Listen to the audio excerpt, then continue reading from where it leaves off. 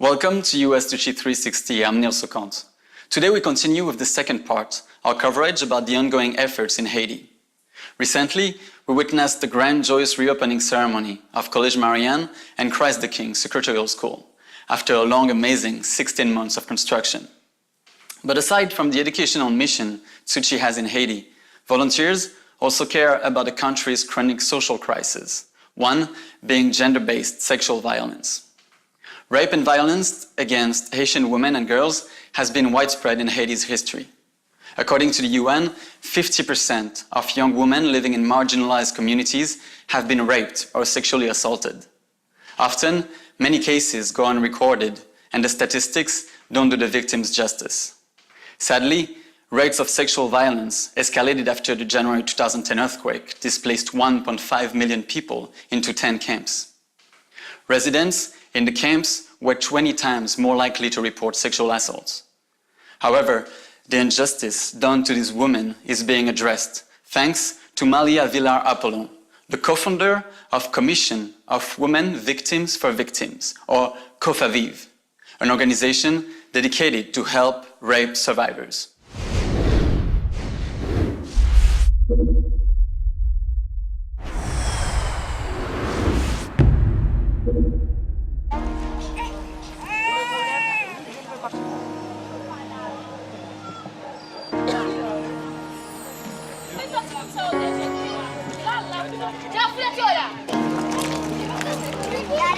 Since the 2010 earthquake, Malya and her team have visited the camps regularly. She considers every woman here as members of her family. How are you doing, ladies? You don't have to say good. It's too hot here. In every tent city, the Kofaviv members have spread the word that their organization is here to help the women in need, identify the ones who might have been victims of rape, domestic violence, or forced into prostitution. Malya also made a point on educating men to prevent this from happening. But for these people, still living in the camps over 3 years after the earthquake, every small event can become the pretext to show anger and desperation.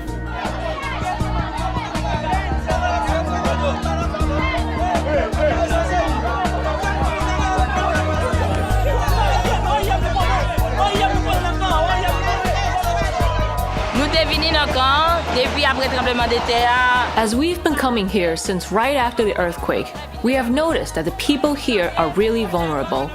This time, they have had a problem with an organization who said they were coming to help. The organization took the names of the families but forgot some people when some others were helped twice.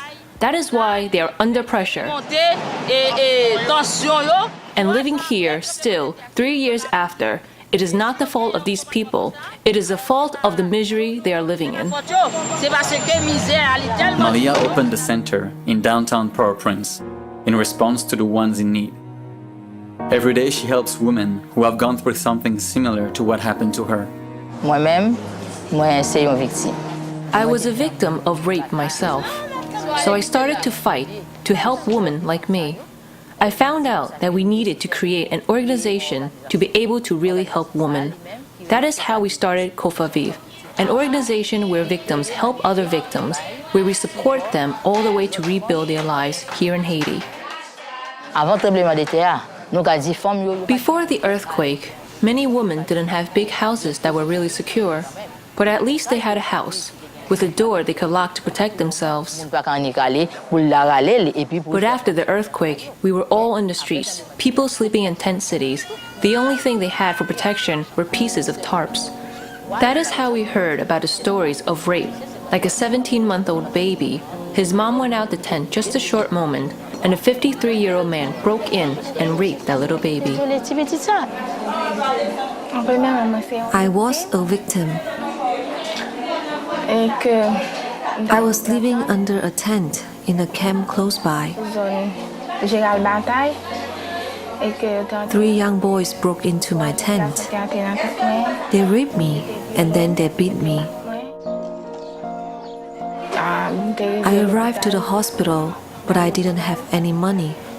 So Kofaviv paid for the services. Afterwards, they offered me to live here and provided me with food and clothes. The people we have here are people who were victims, who are still waiting for justice, or sometimes parents who are harassed because they brought a complaint about their child, so we help them go through the legal process. We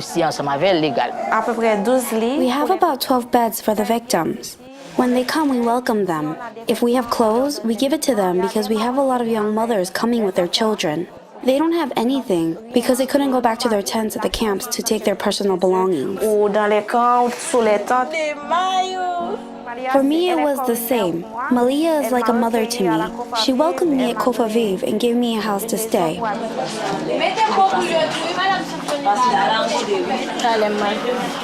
Here, this is our call center. This is where we receive the calls from the victims, either victims of sexual violence or domestic violence.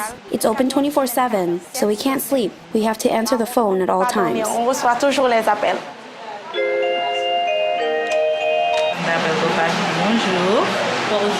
Every day we get between 40 and 50 phone calls. If we weren't victims ourselves, it would be hard to understand how the rape survivors feel when they call. It is hard every time, but at least we're able to help them.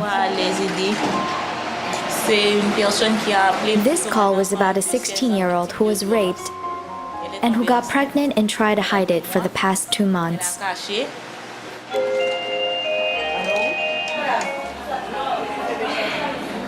I was broken. I thought my life was over. I didn't see any future for me. We have all been through a lot already. After the earthquake, I lost my mom, my dad, everyone. I ended up in a tent and then that happened to me. It was the worst. But thanks to Kofaviv, they supported me. They made me see a psychologist and life goes on. After the earthquake, the prisons collapsed too. Many criminals ended up outside, which only made the situation worse. The economic situation was also bad for many. They thought they didn't have the choice or were forced into prostitution. These girls were forced to become prostitutes. In many cases, their family died during the 2010 earthquake and they were left alone. But here, we teach them new skills for them to become self-reliant. After that, they can start working in a restaurant or be a cook for someone. With the class, at least they can do something. Today, we make onion tart and chicken tart.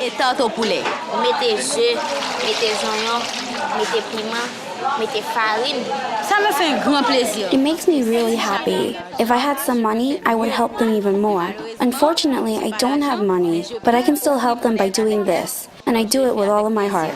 I take different classes here that help me make a living, like the cooking class or flower arrangement. Because after it happened to me, I felt really lonely. I knew my aggressor, and when going back to my neighborhood, no one was talking to me. But at Kofaviv, I found a family. They gave me a good lawyer to judge the aggressor, and even for the lawyer, I didn't have to pay 1 penny. Everything we do it for free. After the earthquake, we were still in the camps, helping. A lot of journalists came in with big cameras and started to interview us. I talked to many people without really knowing who they were. For me, they were just doing a video. It was a long time later, I found out that CNN had chosen 54,000 people, and out of those, they nominated 10 heroes, and I was one of them. CNN hero, Malya up alone. I didn't feel like I was a hero at all, no. But it gave me the strength to continue fighting for the woman. This was something that demonstrated to this country and the entire world that simple people like us with simple ideas can save our country.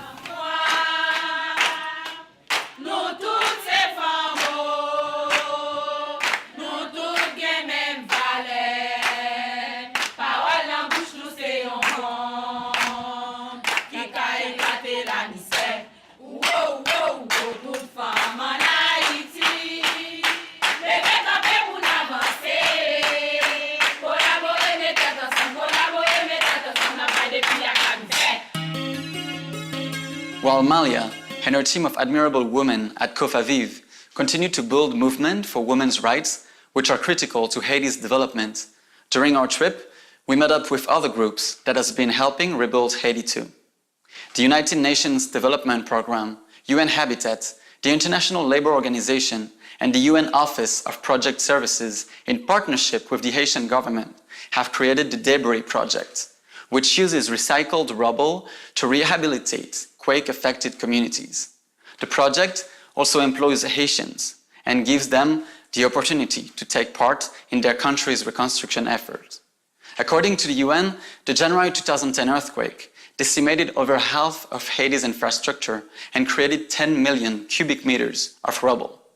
3 years later, 80% of the rubble has been removed from the streets and about 20% of the debris has been recycled.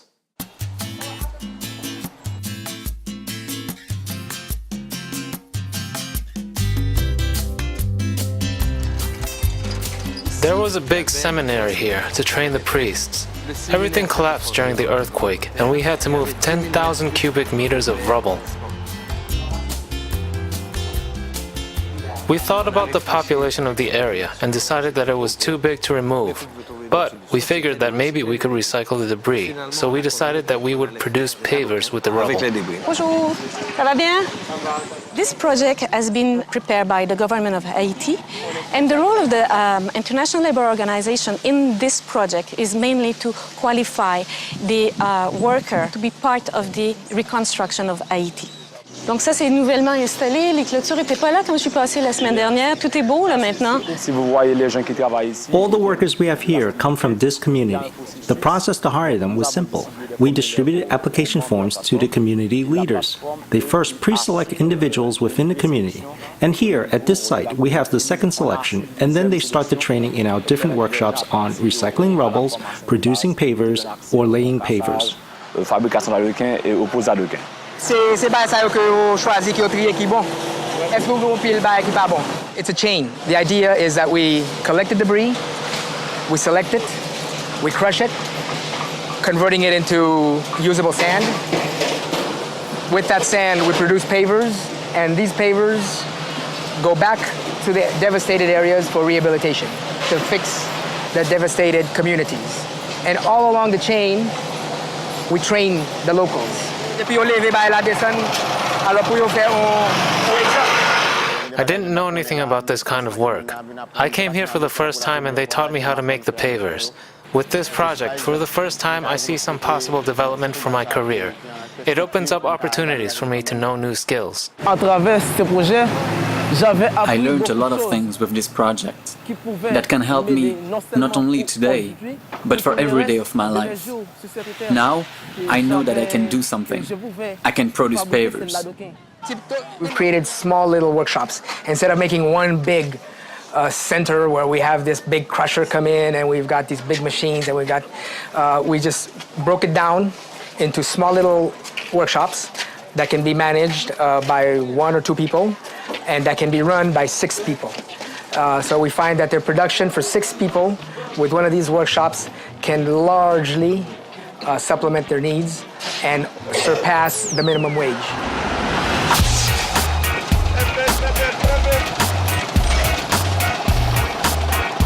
The more we produce, the more we make. That is why my team and I work so hard that we are able to produce more pavers than any other teams.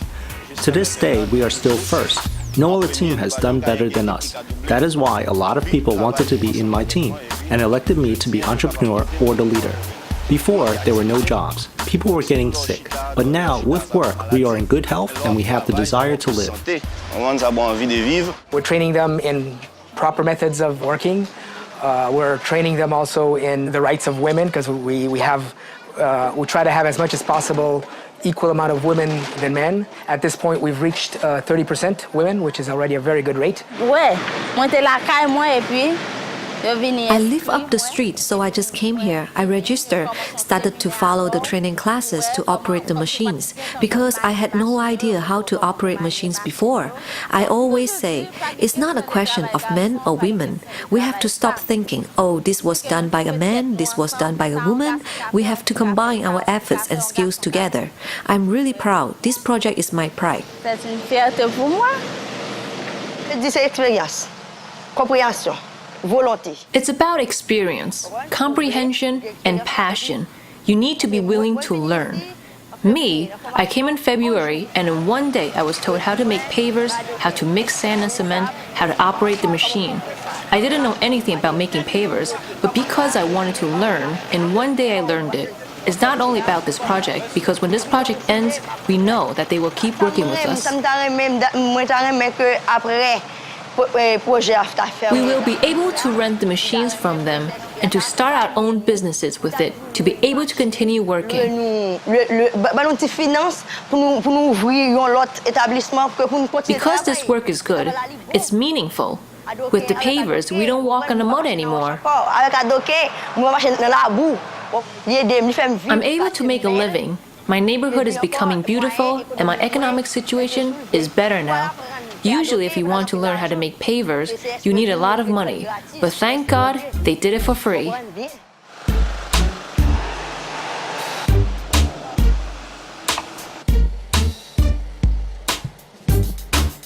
Haitians live a lot on hope.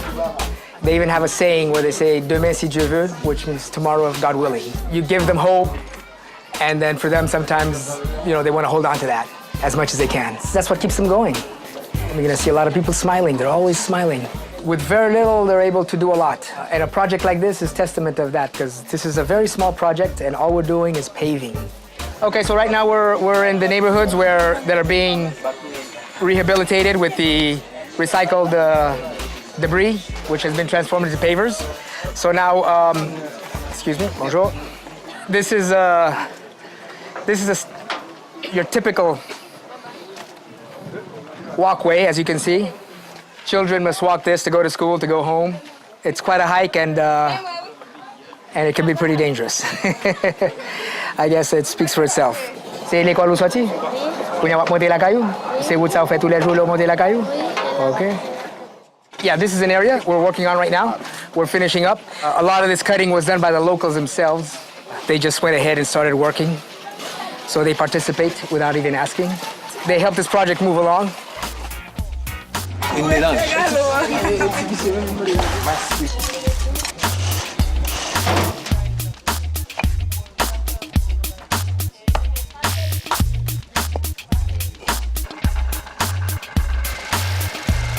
When you're coming into the project, there's a lot of hope. When you're working, there's a lot of participation. When they see that you're about to leave an area and whether you've been able to attend to their needs or not, that anticipation and that excitement changes into frustration because you cannot solve everything for everyone. The needs are so immense that once you make your way through, you do as much as you can. And you have to be listening to all these people, making sure you don't give them any false hopes. Let them know that if it can be done, it will be done. We see a really good improvement because before this project, it was either really dusty during a drought or muddy when it rained. But since this project started last year, it helps the people to go back to their own homes because the pavement goes up to people's houses. This neighborhood was really affected and it was tough. The infrastructure is still very unstable. That is why we welcome this kind of project with open arms. And we hope to see more of these projects here. Oh, I really congratulate the workers because it's easier to access our neighborhood. I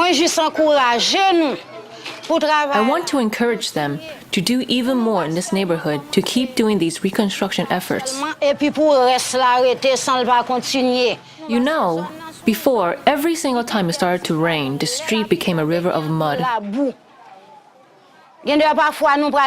wanted to go to church, but my feet were covered with mud all the time. Now I'd be able to go to church and to stay clean. That is why I say, congratulations for the work that has been done.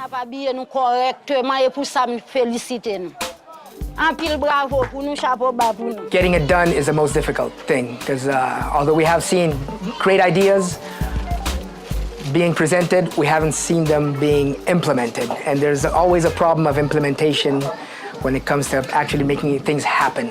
And it might be a very simple thing, but actually making it happen is very difficult. Bonjour à tous.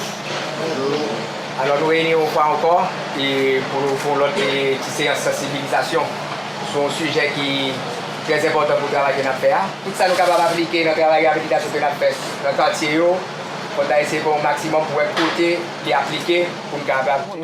Thanks, Eddie. Good morning, everyone. How are you doing? So, we are going to have a little class on universal accessibility. After the earthquake, we had to start thinking about the rights for people with disabilities and to do the reconstruction of Haiti, taking in consideration for handicapped people. Pour que reconstruction dans le pays Haïti et pour tenir compte de questions droits moun handicapés. I came to Haiti right after January 12, 2010. In the earthquake, not only the infrastructure, the roads and buildings were damaged, but a lot of people became handicapped after the quake. So rehabilitating the neighborhoods in Haiti is a really difficult goal because those neighborhoods weren't built after the earthquake. They were here before, and they have been built unrestricted, without norms or respecting any construction rules.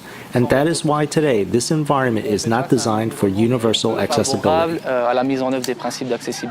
Okay, so the scenario is simple. Imagine we have a meeting in the building up there, and you need to be there in 5 minutes.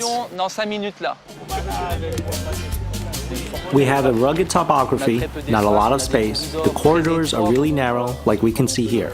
It is easy to understand that someone in a wheelchair in that environment won't be able to move. So, you see that we face a lot of problems, lots of obstacles, and the reason for that is because people who built the structures. So now, I have a question for you. Is that step right here really necessary? Le résultat est quand même bien plus que satisfaisant et je dirais même. The result of the project is more than satisfying and beyond what we have originally imagined. Through the rehabilitation of the neighborhood, especially paving these corridors, you see the results here. So just by doing this in these neighborhoods, we are able to create space again. If we succeed in giving them the tools to create their own enterprises, they might be able to create new businesses that we haven't even thought about. That's why I'm confident in the future of our country. I know it'll go well. Once we leave, they can continue on their own. This project will help us have another memory from the January 12th earthquake. Our children and the children of our children will remember that after January 12, 2010, we were able to rebuild Haiti with the rubbles, and what we are stepping on are the pavers of hope.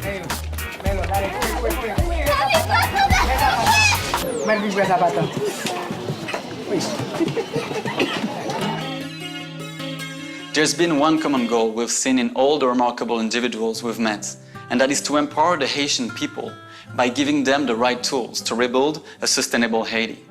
Tsuchi too shares the same mission in Haiti's long road to recovery. So stay with us as we will continue to bring updates in the near future, with one being the completion of another school Tsuchi is rebuilding, the kindergarten Carmen du Rocher. I'm Nils Ocante. See you soon.